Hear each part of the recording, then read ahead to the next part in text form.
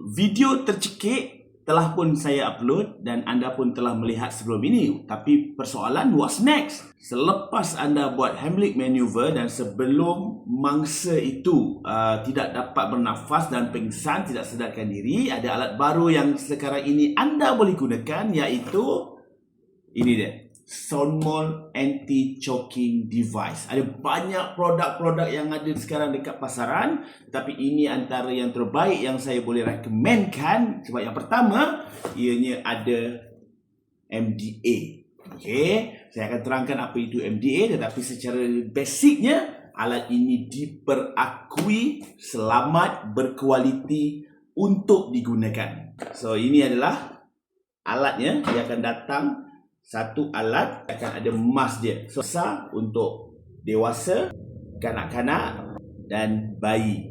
Okay, dia punya badan. Mask ini masukkan di bahagian bawah ini.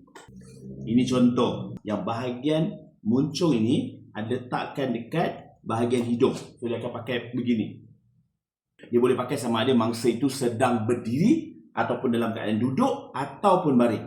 Tekapkan betul-betul. Okey. Dan tekan butang ini. Nampak tak? Dia naik. Okey, mesti korang cakap, tak nampak pun, adalah satu je. Dia tambah 3. Okey, so sekarang ini contoh je. Okey, ada bendasing dalam kerongkong. Letakkan kita punya Sonmol Anti-Choking Device. Pastikan dia betul-betul lekap. Dan nampak? Dia tarik. Jadi, alat ni dia akan sedut bendasing itu untuk keluar. Okay, you akan sendiri rasa how dia sedut. Tapak tangan kita tu sampaikan dia boleh melekat 1, 2, 3, 4, 5. Okay, so dia betul-betul sedut untuk keluarkan bendasing itu. Jadi pergi beg kuning ataupun segera ke laman web Sonmol Anti-Choking Device untuk lebih info untuk anda. Dino kata.